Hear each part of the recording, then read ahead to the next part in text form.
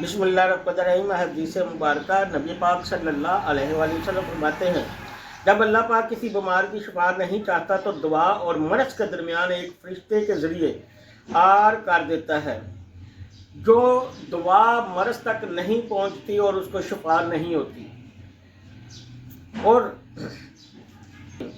नबी पाक सल्लल्लाहु अलैहि वसल्लम फरमाते हैं, जब अल्लाह पाक किसी बीमार की शिफा नहीं चाहता तो दुआ और मरज़ के दरमियान एक फरिश्ते के ज़रिए आर कर देता है, जिसकी वजह से दुआ मरज़ तक नहीं पहुंचती।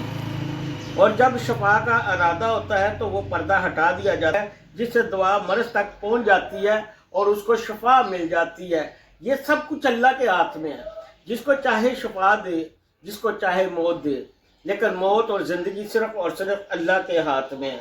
दूसरी हदीस मुबारक हज़रत सैयदना अबू हुरैरा रज़ियल्लाहु अन्हु फरमाते हैं कि नबी पाक सल्लल्लाहु अलैहि वसल्लम ने फरमाया, अल्लाह ताला ने कोई ऐसी बीमारी नाज़िल नहीं फरमाई जिसकी शफा ना हो।